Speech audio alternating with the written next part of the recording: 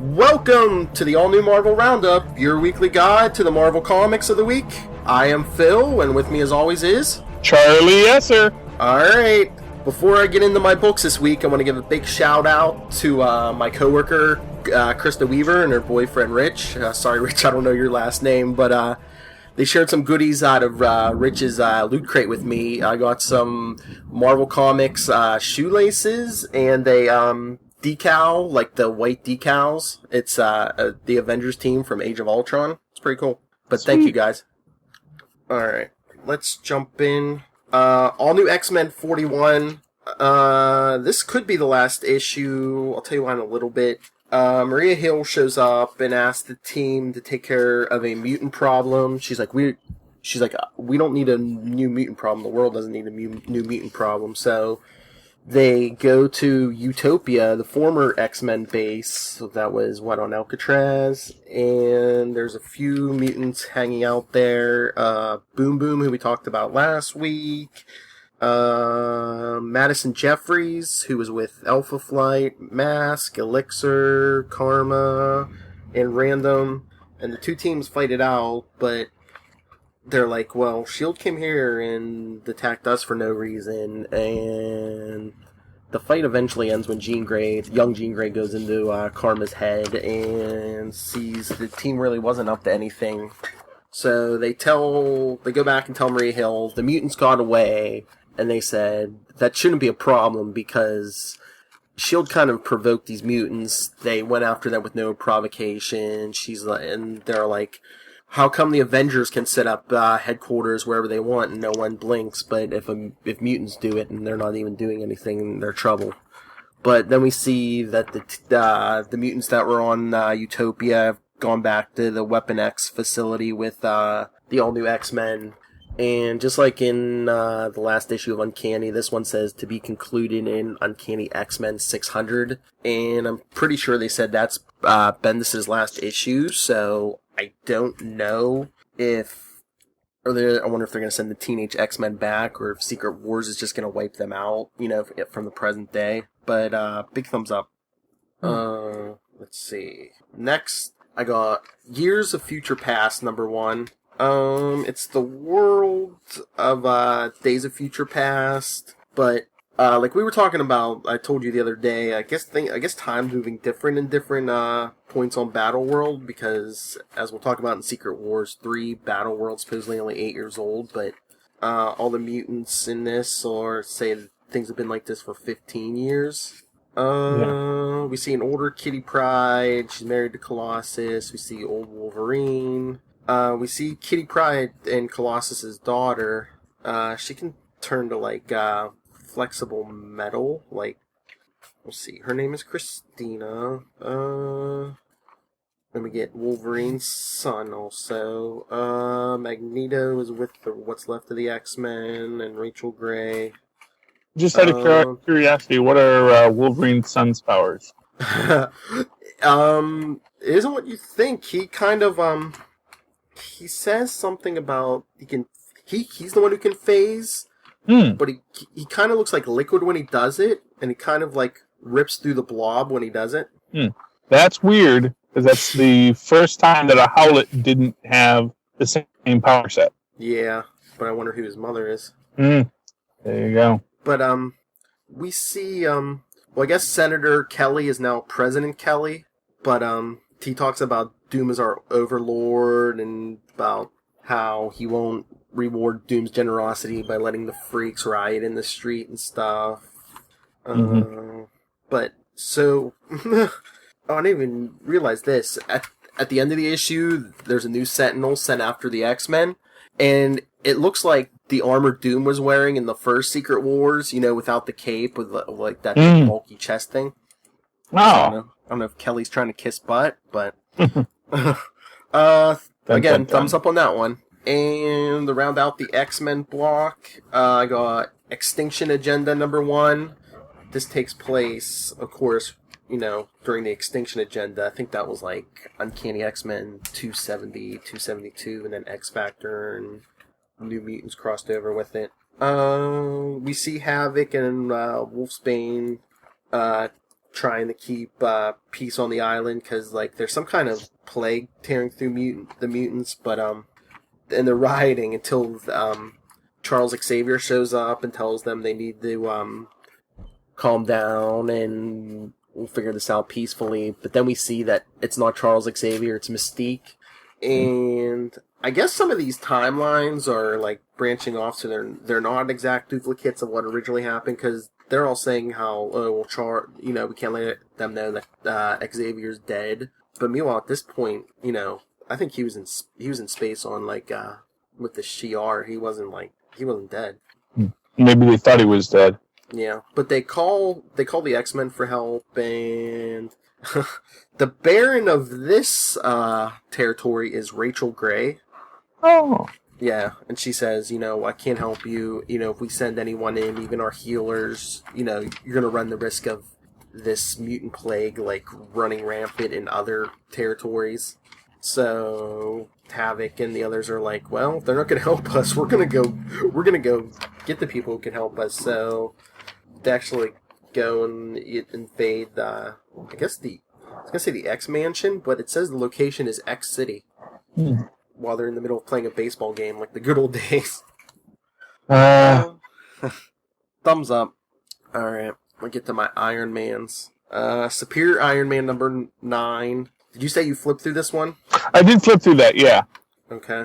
So, I mean, it looked good, but, Yeah. I had to make my cuts. Oh, yeah. Well, they're Superior Iron Man's duking it out with the, the copy of his brain, and Superior Iron Man, they're fighting on the Golden Gate Bridge, and Superior says, we shouldn't do this here, and the copy says, the collateral damage, and he's like, bleep the collateral damage. She's like, I'm just worried about the cliche. Let's not do this on the Golden Gate Bridge. He's like, we have a whole city to do this in. But then Pepper shows up. She uses some kind of sonic device to knock out his symbiote armor.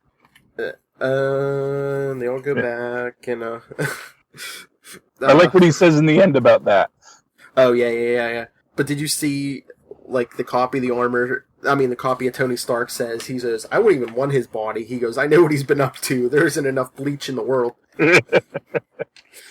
Yes. But he starts wiping out, he wanted to get into their headquarters there so he could, like, wipe out the copy of his brain that he finally gets to drop onto a flash drive, and, so it isn't completely destroyed.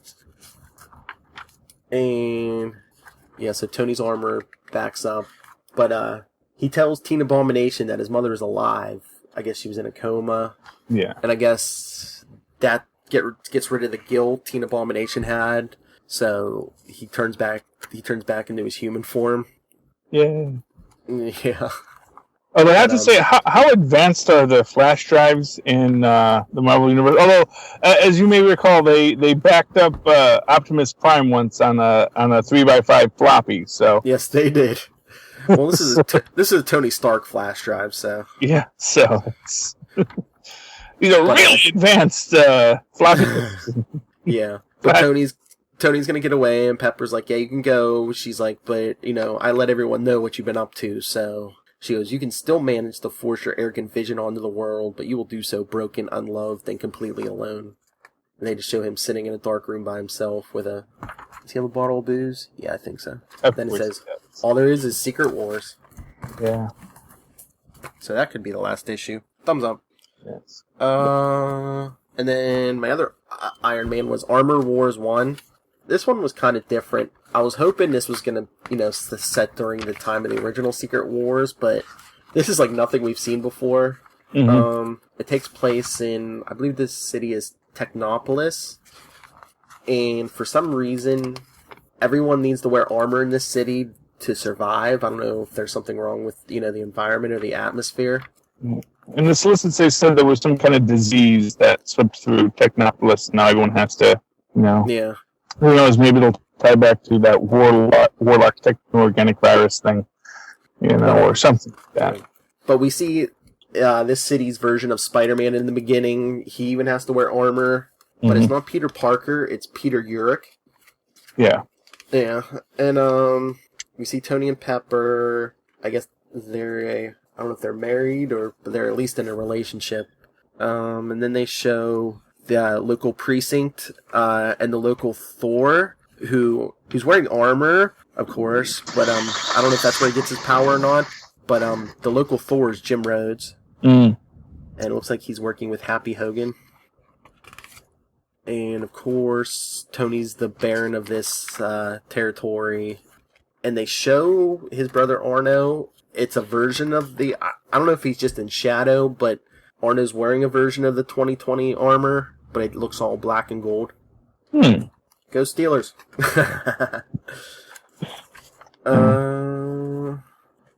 But yeah, that's about it. Rhodey Thor discovers Spider-Man's been murdered at the end of the issue.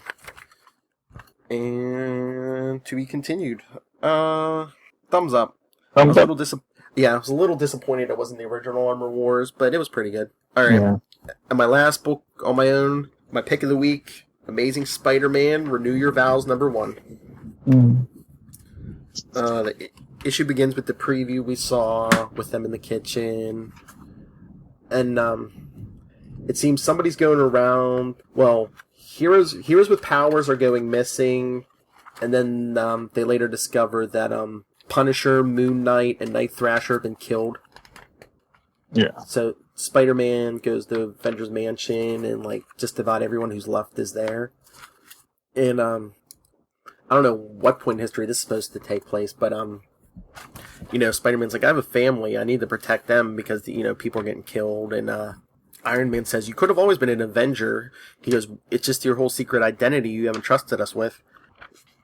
Yeah. But so let's see. They find out the man behind all the murders is Augustus Roman, CEO of Empire Unlimited. The Avengers go to confront him, but Hawkeye calls in with Tiger and Mockingbird and says, there's been a breakout at Rikers, and Captain America says, don't worry about that now. He says, we have to go after Roman right now. He's the bigger threat. But Spider-Man breaks off on his own because he's like, wait, there's been a breakout at Rikers? Because he knows who was in Rikers. He rushes home, and there's Eddie Brock, Venom, and he has Mary Jane and the baby. And Spider-Man says, okay, there's no holding back this time. He's like, I never hit someone like this before. Bones in my hand crack and shatter, and I don't care. Yeah. So Mary Jane runs out of the house with the baby. She sees a Quinjet go by overhead, but the Avengers don't stop. So where does she decide to go to protect herself from Venom? She follows the firefighters to a burning building. Well, that's smart. She knows what Venom's weakness is. Yeah. And then we see the Avengers fight with Augustus Roman, and the X-Men have disappeared, so he has the X-Men's powers. He's killed that. I guess every time he kills a hero, he takes their powers. And he uses Nightcrawler's teleportation to take the Hulk's arm off. Ah. So, again, we see Venom and Spider-Man fighting in the burning building until Mary Jane yells into Peter. She says, the building's empty, do you understand? And Spider-Man goes to the main column holding the whole building up and takes it out. Venom's not getting out of here alive, and Venom says, what's wrong with you? You can't do that. Spider-Man would never, until the building comes down, and Peter crawls his way out, and we just see Brock's hand come out, and the symbiote kind of melts off him. I guess it's dead. Yeah. And then we see, he says, that was the day the Avengers died. I guess Augustus Roman must have killed everyone else. And Peter Parker just kind of retired, I guess, because at the last page they show the Vulture fly by. He must have grabbed some woman's purse. And Peter doesn't care. He's just with his daughter. He's like, I look after me and mine, and for now that's good enough. And to be continued. Ah, yes. Peter decides to say, the heck with you, Uncle Ben. With great responsibility comes no power. For now. You know that'll change. Oh, of course. But, yeah. My pick of the week. Thumbs up. So what did you get, Charlie? Okay, well, let's start off with back on 616 before it got destroyed. Unbeatable Squirrel Girl, #6. So basically, Unbeatable Squirrel Girl and Nancy Whitehead are, Squirrel Girl's trying to train Nancy to be a superhero. It doesn't go very well, but their training is interrupted by the Hippo, who is a hyper-evolved hippo, who unfortunately can't afford to buy food for himself, so he has turned to crime.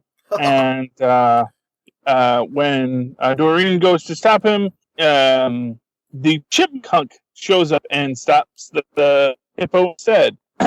Likewise, Koi Boy shows up and excuse me, and takes out and likewise engages the hippo as Chipmunk Hunk and Squirrel Girl have a little conversation. As the hippo charges towards them, Doreen, in her classic style, stops him by simply talking to him. Because, sometimes you can solve a problem just by talking to someone, finding out why they're doing what they're doing. And she explains to the hippo that, you probably could get a job working in demolition because you're a one-man wrecking crew, you're super strong and nigh invulnerable, all that kind of stuff. If there are probably people that will pay you to knock down buildings.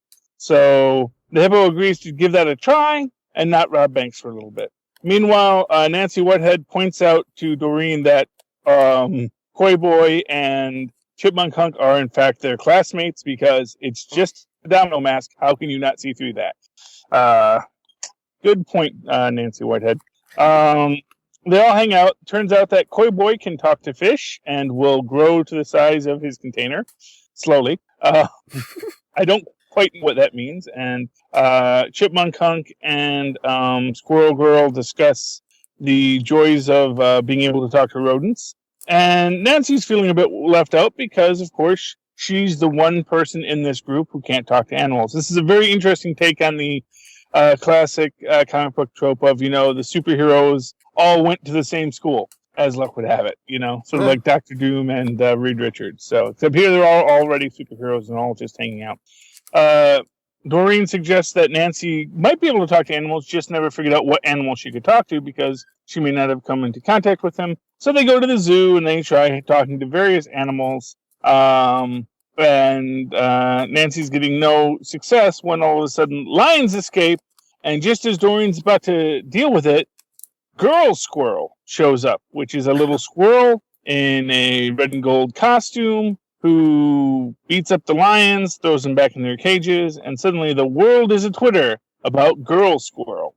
And Doreen does not trust Girl Squirrel. And in the next panel, we find out that this is a good thing. The Squirrel Girl is running around, whispering in people's ears as they sleep in squirrel language to do evil, evil things.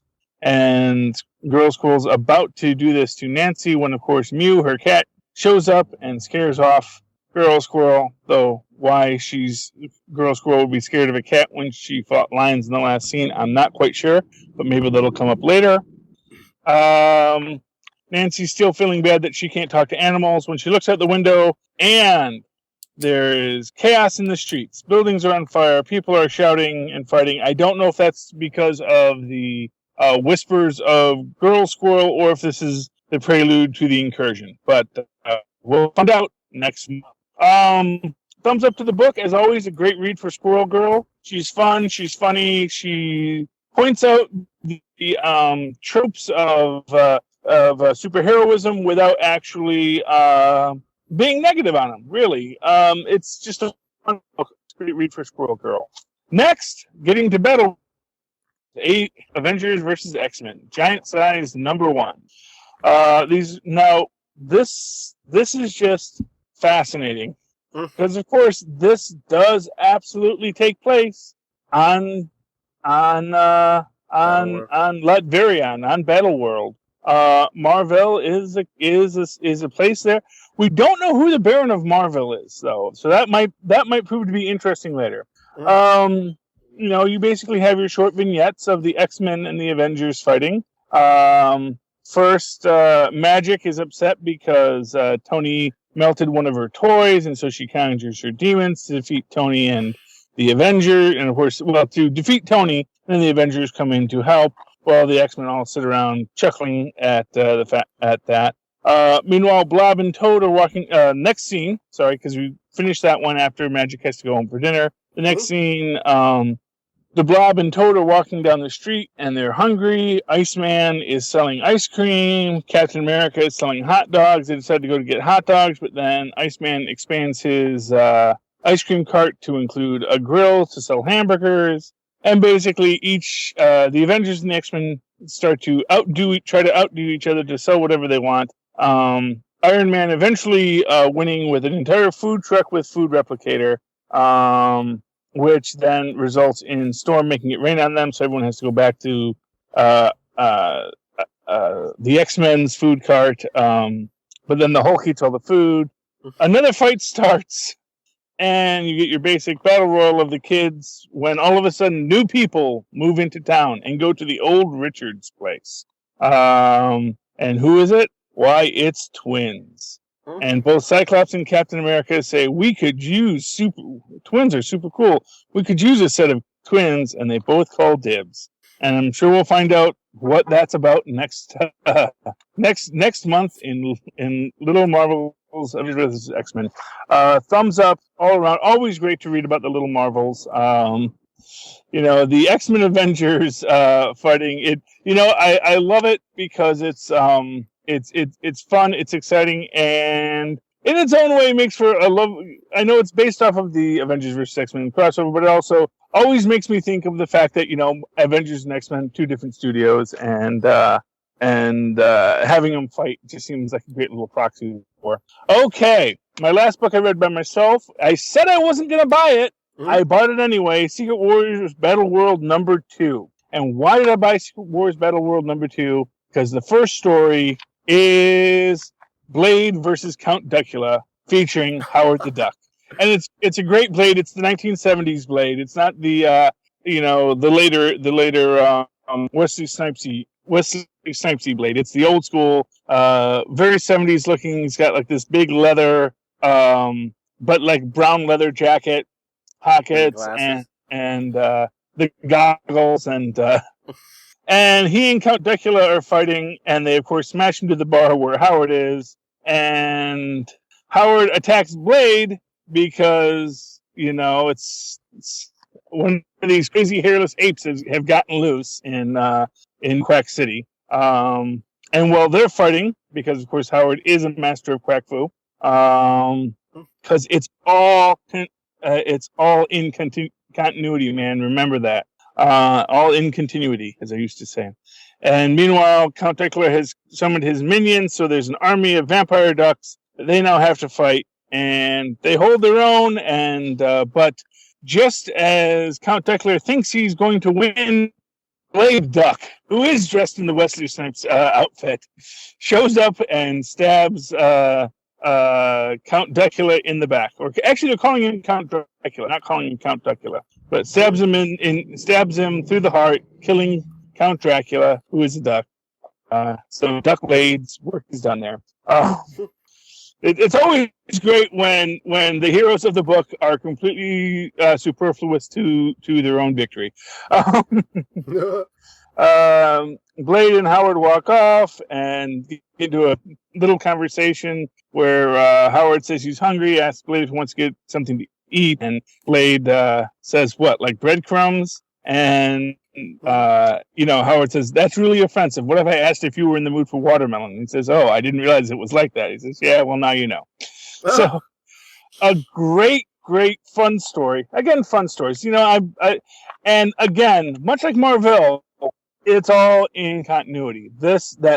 On Doom's world, he put both Marvel and Duck World. And as we'll read when we get to Secret Wars #3, no, this is the world I wanted. Really, Doom? Really? This was the world you wanted? Backup story is Ross against the Machine. In this story, General Ross wears a War Machine armor that may be cybernetically fused to him. That's not quite clear. He's in the gladiatorial pits, and we actually get to see Steve Rogers while he was still in the gladiatorial pits, and we kind of see how he's sort of this inspiration, really kind of leading. It seems in a way like he might be moving towards some kind of a revolution, maybe a sort of a Spartacus kind of thing. And he wants sort of Ross to be with him on this, to be a leader for the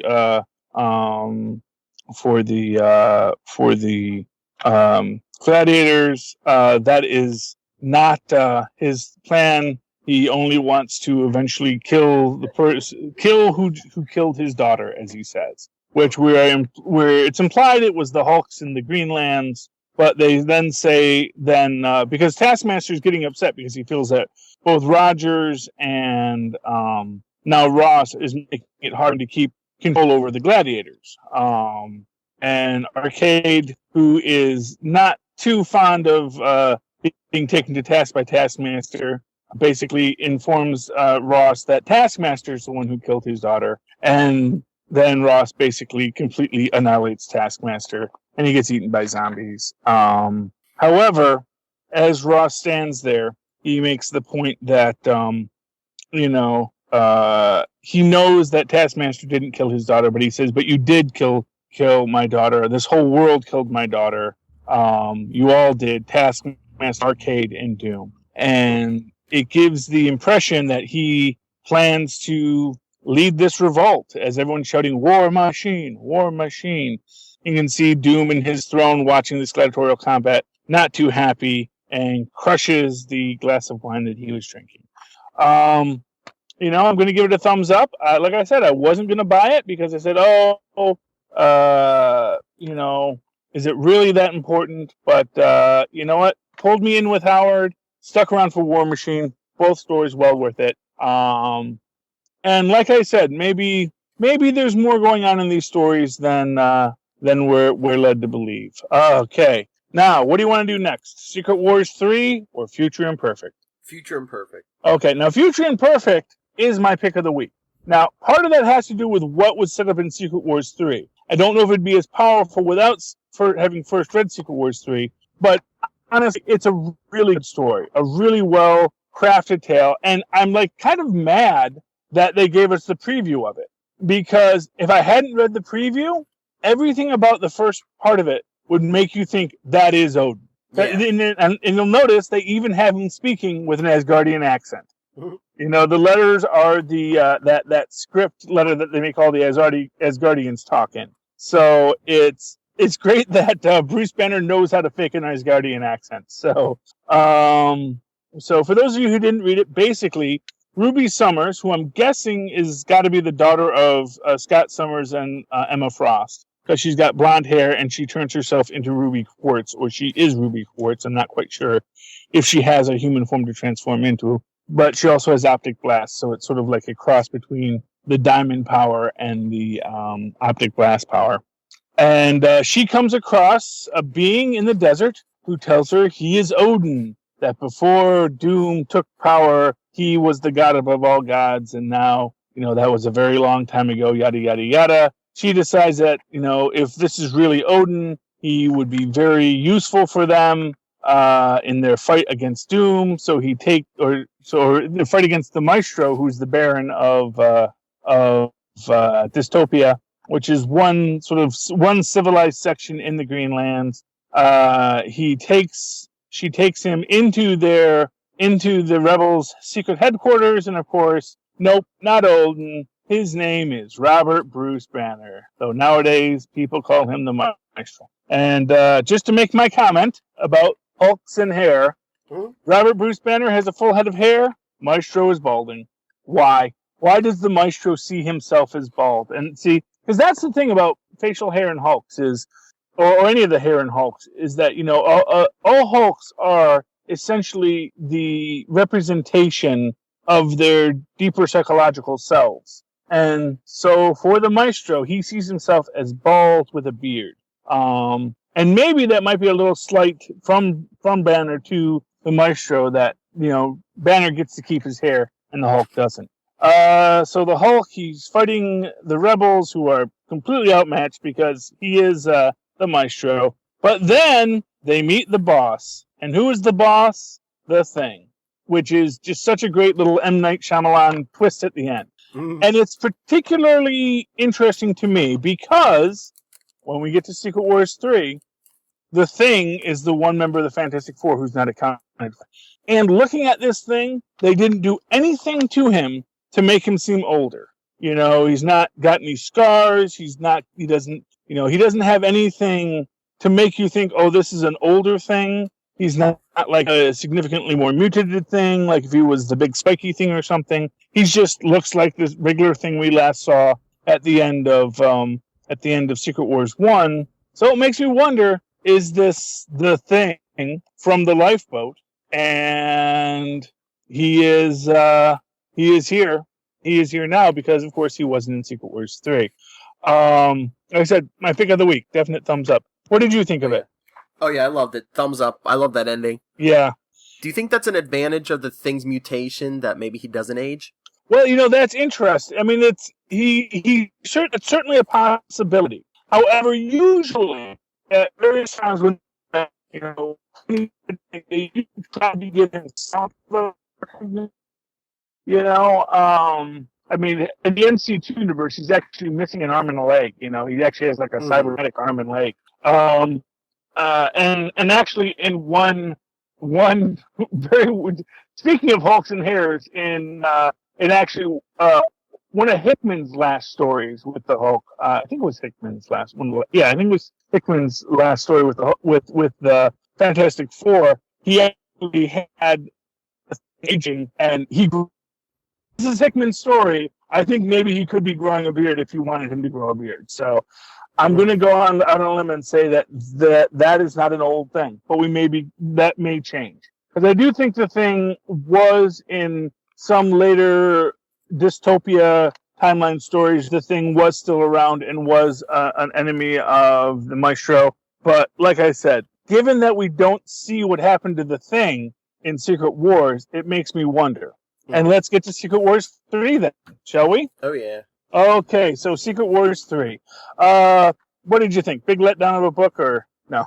No. Got some answers. Yeah, this was, I mean, honestly, and I think this is the consensus right now, that Secret Wars, after years and years of big events that promised but didn't deliver, this is the big event that really is delivering, and delivering well with just excellently written stories, wonderfully examined ideas, and we open up with Doom and Strange, and we get the confirmation, of course, that Doom and Strange are the Doom and Strange from the previous universe. Oh, and I just noticed this when Doom opens the path to his courtyard.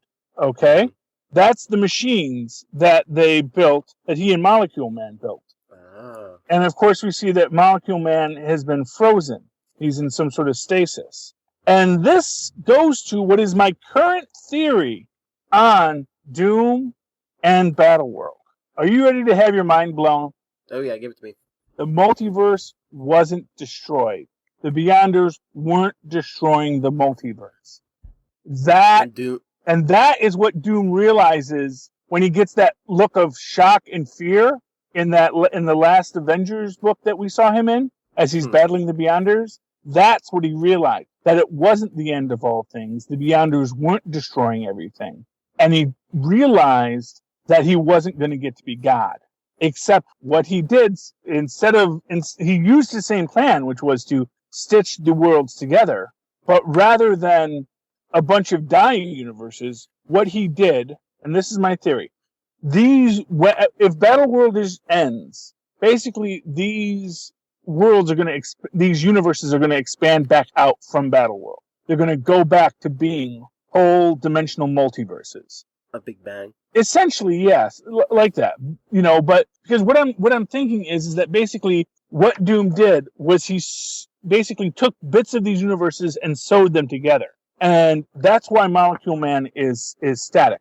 Because what's holding him together is he merged these Molecule Men into one being. And if they break apart, if they move, if they get free, it's going to tear Battleworld apart, and Doom's role as a god is ended. And how do we know? What is the clue to this? When Doom takes off his mask and he can't heal his face. And why is that important? Well, in the last Fantastic Four run, well, actually, it was the Future Foundation. Was it Future Foundation? Yeah, it was Future Foundation, the FF run. At the end of the FF run, Doom basically, as he does, briefly gained the power of a god, yada yada yada, by battling a teenage Kang and a teenage Annihilus, And of course, as Scott Lang says, because Scott Lang was leading the Future Foundation at the time, everyone knows the first thing Doom does is he heals his face. And when, after being humiliated by Scott Lang, and the Watcher watches this, Doom, with his godlike power, strikes the Watcher, which brings the Living Tribunal. And the Living Tribunal makes this point that, if you were just a little ape Doom, like you were before getting this cosmic power, we wouldn't care that you struck a Watcher. This is why, and this is just explaining continuity why the Red Hulk got flack for hitting a Watcher, because you're just this little crazy human child, and we don't worry about that. But once you rise to the level of a cosmic being, certain things are expected, and you don't strike a Watcher, because the Watcher is the recorder of all events. The Watchers are the recorder of all events for the Living Tribunal, who dispenses cosmic justice. So the Living Tribunal curses Doom, essentially saying, and he gives him his first little scar back, that little scar that he got when when the thing first blew up in his face. And the Living Tribunal says him, every time you harm another human, you will gain another scar, and nothing will ever repair these scars. And now we see Doom with these scars that he cannot heal. And he cannot heal them because the Living Tribunal is still around. The multiverse still exists, which is something that we were given when MODOK, in the little throwaway story at the end of Battleworld 1, showed us that, yes, there is still a multiverse. There are still alternate versions of himself out there that are in other dimensions that aren't on Battleworld. And that is what I think is we're getting here, is that this universe still exists, the multiverse still exists, and that Battleworld is on an illusion of Doom. It's all Doom's.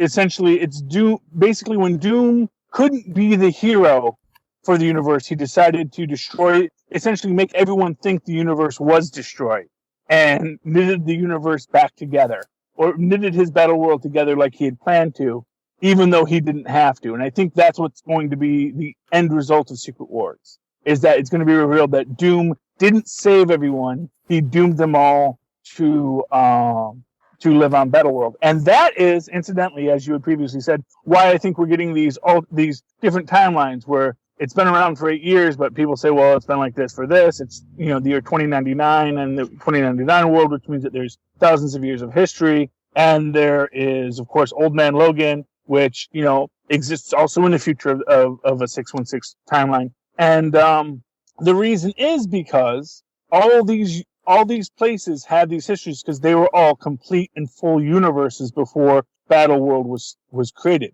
And as Strange says, they've had to sync up everyone's memories and try to, essentially sort of doing what they did with Captain America, where they erased his memory. They're doing that with the whole planet, where they have to sync up. And of course, the longer it goes on, the easier it is to manipulate people's memories. And within that, makes me wonder, with the Fantastic Four, with Sue and Doom, if that is the Sue from the 616, that he brought her in from that world, perhaps manipulating her mentally as well. Mm-hmm. And that's why Johnny had to be sent to the sun, because Johnny said, hey, this is Doom. We can't trust Doom. So exactly how much Susan is being essentially just to play with her being mind raped here by Doom is the question. Now maybe she in her loneliness and desperation, because she probably thinks Reed's dead too. Because of course she saw what Reed saw, which was, the ship broke apart, and she probably saw Reed's part of the ship disappear. And when Doom found her, brought her in, and that's how he has the Future Foundation there with him. It's interesting. And just a couple points here. In the chapter title, it says God loves all men but one. Of course, that other man is Reed Richards, who is the one man who he knows can figure this out and can undo all that Doom has done. And we also learn from this that Strange doesn't trust Doom, because the hidden Isle of Agamotto is a place hidden from Doom's vision. So when they open up the 616 life raft. And of course, there's the Phoenix Force in there still, and all these, which again, cosmic entities that are from the 616 and show that universe still exists. Because if these things, if that universe truly ended, if eternity ceased to be, none of that stuff could still be there. That's my thing. And I think what we're going to see in the next books is Reed realizing, and it's going to be this conflict between Reed and Strange and everyone, because where Strange is saying, no, I don't believe that I was manipulated. I saw the universe end. This is what we need to do. And Reed saying, no, Doom is lying to us. I don't know. Maybe he's going to say, I don't know how he's lying to us, but I know he's lying to us. That if there was a way to truly save things, I would have done it, because not for nothing, I'm smarter than Doom. And not for nothing, that is one thing Doom knows, is that Reed is smarter than him. He hates to admit it, but it is something he knows to be true. And actually in the last revisiting of Secret Wars, which I think was written by Bendis, I'm not 100% certain on that. I have to look up who did the early 2000s revisiting of the Secret Wars storyline. When Doom gains the power of the Beyonder, he momentarily gets to actually look inside Reed's brain and goes, "Oh wow, that is scary how smart that guy is." And of course the Thors find Thanos, and I get the feeling there's going to be a couple dead Thors next issue. Either that, or Thanos is going to confront Doom, and things do not end well. I don't know. I'm not quite sure what happens next, but man, am I excited for it. And here I am just blathering on, and I'm not letting you get a word in edgewise, Phil. Oh no, I was just listening to that theory. Yeah. Well, I mean, that's because here's one thing I'm going to tell you. Doom ain't the hero. Doom wants to be the hero, but Doom isn't the hero. And that's the thing. Because here's the thing. We know the universe comes back. We know the 616 comes back. And they have said, no, it isn't a reboot of the 616. We're not going back to basics. That the entire history of the 616 is still going to be in place at the end of this. But the Secret Wars event will be part of that history too. So that tells you that the universe didn't end. Or at least it's going to be put back somehow. Now, whether that's an Infinity Gauntlet, waving of our hand and putting the universe back after Thanos wipes out half of it, or something else. But it all comes back, and right now my thought is that the universe didn't really end. That Doom basically made a world for himself out of a pocket dimension while he was battling the Beyonders, because he realized that the Beyonders weren't doing what everyone thought they were doing. Because, like Steve Rogers said, smartest guys in the room, none of them really thought through the process farther than, let's build a bomb. Because they don't. They think you can blended, you got it. And we're part of this. The logical thing would have been to try and talk to the Beyonders. They should have sent Reed to face the Beyonders, because he would have, rather than punching them when the Beyonders were saying, well, let this continue on, maybe Reed could have talked to them, or Dr. Strange could have talked to them, But they get, well, maybe not Reed, because he's a bomb-throwing lunatic, but maybe they should have sent Cap. Well, Cap probably just threw a shield at him. But, I don't know. I'm still waiting, because I think that basically, much like the Beyonder disappearing when Doom started his powers, but he didn't really disappear, he was just sort of hiding. I'm waiting for the Beyonder to show up on Battleworld, to be that prime Beyonder, and to be just a guy off in the corner. And my hope is that we're going to get to New Quack City, and we're going to see the Beyonder. That was the form of the Beyonder that he took to hide from Doom, was the Beyonder. And because he's not going to think, because he's just a yellow guy in a blue suit, because the Beyonder suit was blue in the second issue of Secret Wars. So, crazy. Anyway, all right. You can hear more about this crazy stuff when you tune into Super Connectivity this week. That's right. So that's it for this week. For Marvel Roundup, I think. I can get a hold of me, NightwingPDP at gmail.com. On Twitter, I'm at NightwingPDP. and like the All New Marvel Roundup and Super Connectivity Facebook pages. And Charlie? And you can find me at Charlie&rsquo on Twitter, and write me at superconnectivityblog@gmail.com. Write me, and I'll write you back, because, guys, I want to hear from you. I want to know what you think of my theories. Is Doom really the hero of Battleworld, or is he, as always, the secret villain? All right. That's it for this week. Come back next week, everyone. Multiverse is right around the corner. Battleworld is here, and we'll guide you through it. Good night. Good night.